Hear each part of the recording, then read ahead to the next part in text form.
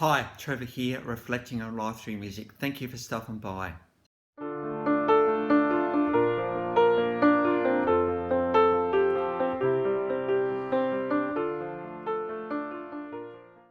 Well, I trust you enjoyed my last video on Australian songstress Amy Shark. And through her song, I Only Want to Be With You, we looked, and in one of the lines of that song, you're my favourite person. It's more to being a partner than just the intimate moments, it's the whole person and you're getting to know them, and there's probably always more to discover as they discover more about you. So I trust you found that one encouraging. Well, Billie Eilish Pirate Baird O'Connell was born in Los Angeles in 2001, and of course, the world knows her as Billie Eilish. American singer and songwriter, and she's got Irish and Scottish heritage with her. Now, I found a little bit of a documentary on Billie Eilish of what it was like for her when she was growing up, and she was encouraged to create. She was singing and she was writing and she was doing music videos for any song that she could find of, and she was just encouraged to be herself and to find her creativity. And her parents absolutely encouraged that in every conceivable opportunity. And because of that, we've got an absolute artist, a worldwide phenomenon that is Billie Eilish. It was a debut single in 2016, Ocean Eyes. Now, what I've been doing of late is I've been referring to the clips below as we're going. And let's start off with this one, Ocean Eyes. I've got the official clip on this one. Came off the debut extended play Don't Smile at Me in 2017. And already we can start to see just how ethereal and timeless and beautiful and just breathtaking this girl's voice is. It's very passionate and it's got lots of nuances to her voice that just makes her so compelling. She has the twang to it that is popular these days, but in amongst that twang there is this absolute artistry going on. And you're hanging on every word this girl actually sings, and enables you to get brought along with stories that she's trying to tell. She does write songs with Phineas O'Connell, her brother, and they well and truly wrote Ocean Eyes. And it's great to know that, she has written songs that have become absolute mega hits with her brother, that is for sure. In 2019, she brought When We Fall Asleep, Where Do You Go? What a great question that one is. That was a massive hit for Billie as well. And off that album, we've got Bad Guy, and this was one of the songs that really skyrocketed this album into the success it was. We've got a live version of Bad Guy, which is pretty cool.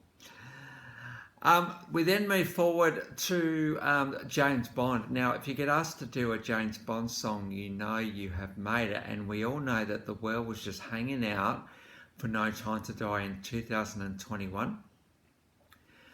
And it's great to know that, she was asked to actually write the theme song for this one. Of course, she sang it as well.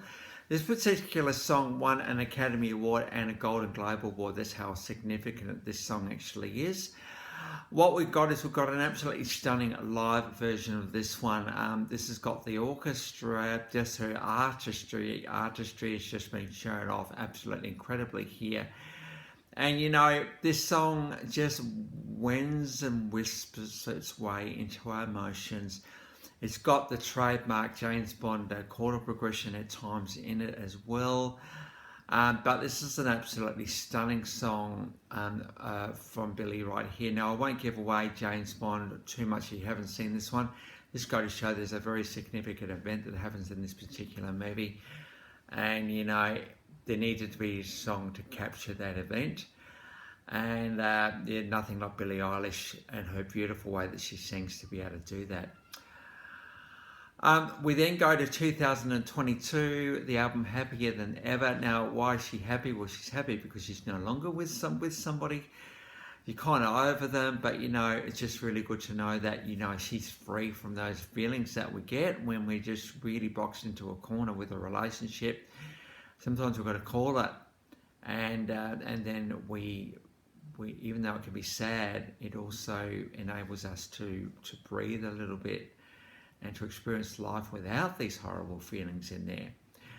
You know, I certainly don't advocate leaving a relationship at the drop of a hat. Absolutely not. No, we really got to actually give all we can and try everything we can to actually keep the relationship going.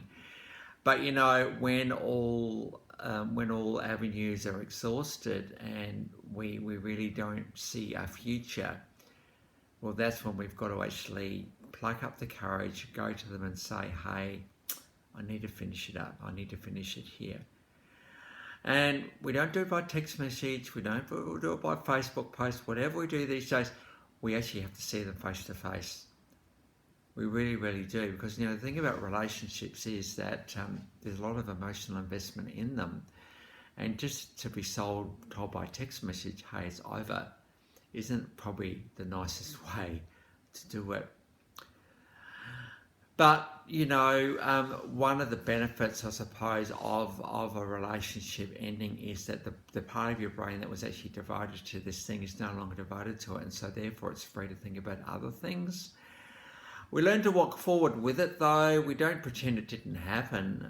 We learn to move forward with it in a way that's healthy.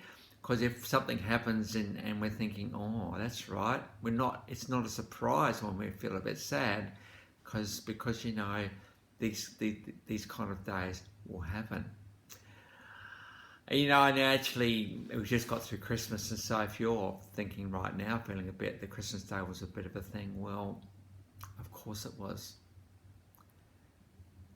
Should be no surprise when a relationship comes to an end that these significant days can be a bit of a trick.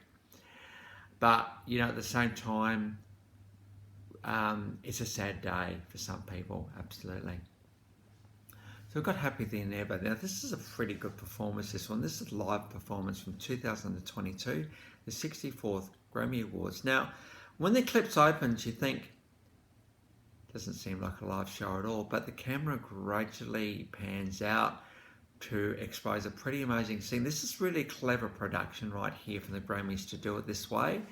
But, you know, someone like Billie Eilish, you know, her just standing up on stage and just singing a song isn't really going to work. You've got to actually match the production artistry with the artistry of the singer.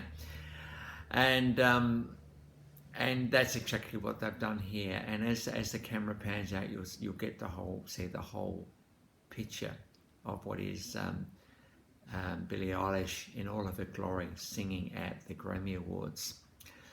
Now, Billie has won 1 Academy Award, 4 American Music Awards, Apple Music Awards, ARIA Music, which is Australia, 3 Billboard Music Awards, 3 Brit Awards.